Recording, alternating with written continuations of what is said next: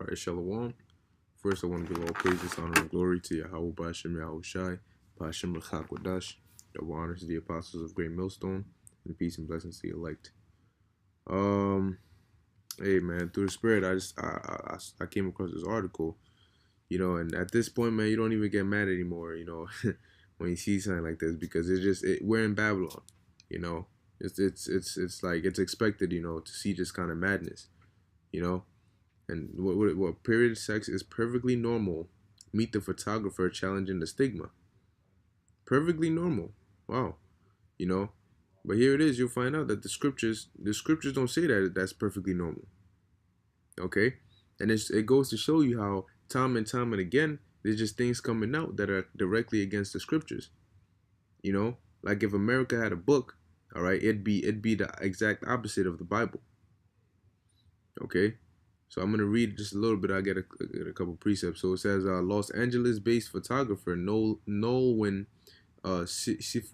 Cifuentes has released a powerful series showing three queer couples having sex on their periods. She speaks to Pink News about her taboo-smashing art and the benefits of period sex. Ain't no benefits to it, man. It's just, that's disgusting. It says, what inspired you to create this philosophy series? Or, Salakia, photography series. Which really is just, she has demons on her. That's what inspired her. She had demons on her. It says, I first thought about making these images after a conversation with some friends of mine. They were pretty grossed out by the concept of period sex. Why? Because that's the natural reaction to hearing something like that. It's not normal to do that. When I mentioned that I do it with my partner, they didn't even realize this was something some couples do. I felt pissed off about it at first, and I decided to channel this feeling into a photo series. I wanted to photograph only women, as I thought it would feel safer and sweeter somehow. I've recently come out, and these queer series are a way to express my sexuality. Man, listen, this place is done. All right, let me just get a preset, because man, this is Leviticus chapter 15, verse let's see.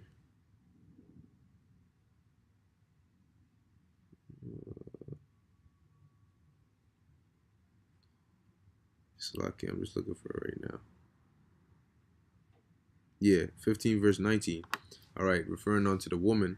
All right, and her period. It says, and if a woman have an issue, okay, when you go into that word issue, it's I believe the Hebrew word is zawab. It says a flow, issue, discharge, flux. Okay, discharge. Now when you type in that word discharge, it says what? Tell someone officially that they can, no, not that one. Allow a liquid, all right, gas or other substance to flow out from somewhere it has been confined. Okay, and that's what happens when women have their period. What? The liquid flows out from out of them. It says the action of discharging someone from a hospital. No, the action of discharging a liquid, gas, or other substance. Leakage. All right, and that's what happens. That's what happens when women are on their period. But in this case, all right, this issue, this discharge that it's talking about will be the vaginal discharge. All right, and it goes on to say, if her issue or her discharge in her flesh be blood, okay, she shall be put apart 7 days, and whosoever toucheth her shall be unclean until the even. Okay, so even if you even touch her, you're gonna be unclean until the even. But leave it up to this photographer, and she took it to a whole nother level.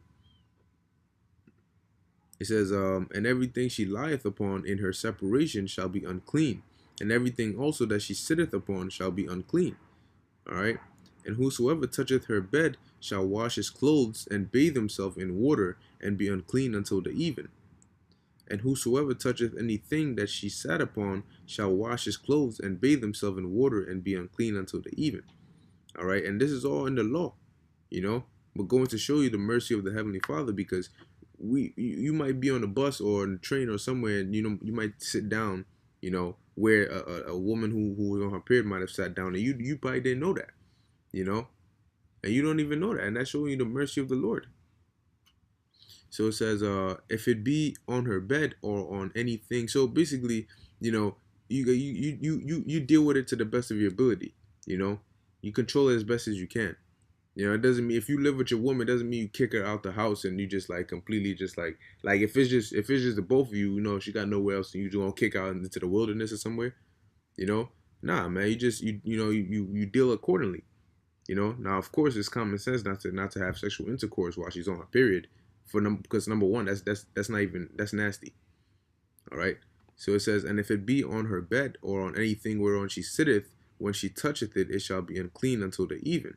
Now going, you don't go look. If any man lie with her at all, lie with her meaning what? Have sex with her, and her flowers be upon him, he shall be unclean 7 days. That's a whole week.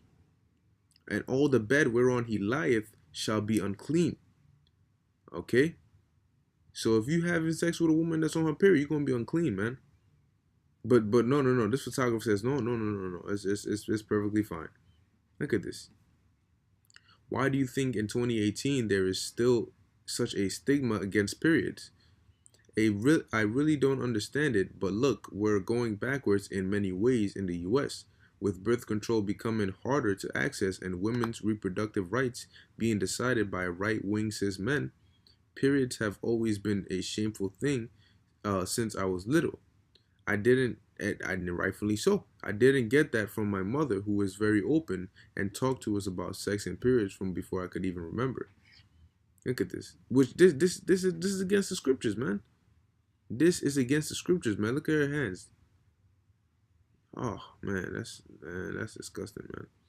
It says periods were humiliating, and you never wanted anyone to know you were on it. When I buy tampons at the store, I try to buy lots of other items so the cashier wouldn't notice too much.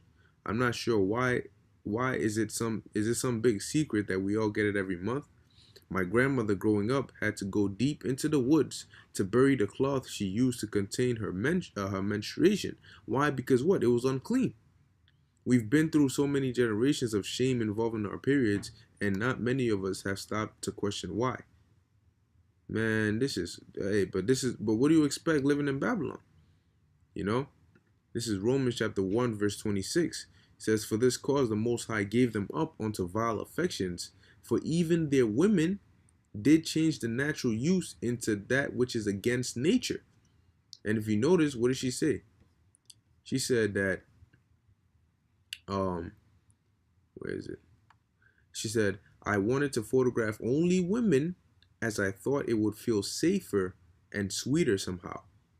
No, it's far from safe, man. You think the Most High is looking at this and he's happy? No. All right, it's against that, man. There's literally instructions on what you're supposed to do in the Bible. But what does America promote? All right, what is America? And then and then this freaking thing is gonna say what? Um, where was it? Talking about she had her images were powerful and all that stuff, man. This place is gone. This place is done. It says, how would you? Oh wait, no. Above that it says, and why do you think that having sex on your period is arguably even more of a taboo? I am not sure. I guess people think periods are gross or smell bad because they are. To me, if you're having sex with somebody with a vagina, a period is something that comes with the territory. Man, that's crazy. So it says, how would you suggest people in new relationships broach the subject of having sex on their periods? Now here it is. It's it's maybe a conversation that happens in the heat of the moment, letting your partner know you are on your period, but you don't want to stop what's going on. You hear that? So you gonna be quiet, you know, and while he's getting busy and he's getting to work, you gonna tell him mid action, oh, by the way, I'm on my period. But don't stop though. I don't want you to stop. What is that? What kind of demonic wickedness is that? You know, man, you gotta be, brothers gotta be careful with these women out here, man, because they just got hella demons. You know, for the most of them, not now, you know what I mean. There's a few good ones every now and then, but the most part, man, look at this. What, boy? It says if the reaction is a bad one, maybe it's time to start educating your partner on why sex is natural part of being sexual, on why period sex is natural part of being sexually active. You hear this? If the reaction is a bad one, what do you expect? If you having sex with somebody and then they tell you halfway, oh well, I have a couple of STDs, by the way, just so you know. But don't stop though. I don't want to stop. You expect them to be happy about that? You think that might be something you want to let them know, before you start this? But this is where the world has come to, man. That's why the Lord said this, Matthew 17, verse 17. Then Yahushua answered and said, O faithless and perverse generation. Okay? Let me go into that word. Perverse. All right. It says, to distort, to turn aside, to oppose, plot against the saving purposes and plans of the Most High. Okay, and when you read the book of Leviticus, man, the 15th chapter, it gives you the law. Okay, but this is going exactly against that. This is perverse because we're living in a perverse generation, and this is what they promote, man. Period sex, having sex on your period. Like what? What is that? But this is 2018, man. This is what's going on in 2018. So I'm ended off with this precept.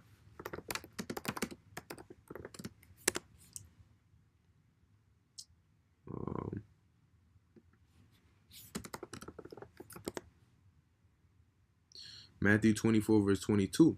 And except those days should be shortened, there should no flesh be saved. But for the elect's sake, those days shall be shortened. Yeah, because we're living in, look, man, if the world keeps going like this, man, it's just going to be crazy, man. It's going to be crazy. But what? The Lord says he's going to shorten the days, speed up these prophecies. So what? So that the elect can be saved. Or else this place would just be a cesspool of just madness. Which it already is, but because of the elect's sake, all right, the Lord is gonna, for the elect's sake, the Lord is gonna shorten those days and deliver the elect, man, because everybody else is with this. They're with this, man, and this is destruction. All right, this is not pro-life. This is disgusting, and it is destruction. All right, and the Most High is not pleased with this, man. Lord willing, this video is edifying unto the elect. I want to give all praises to Yahweh Hashem Yahushai. Until next time, Shalom.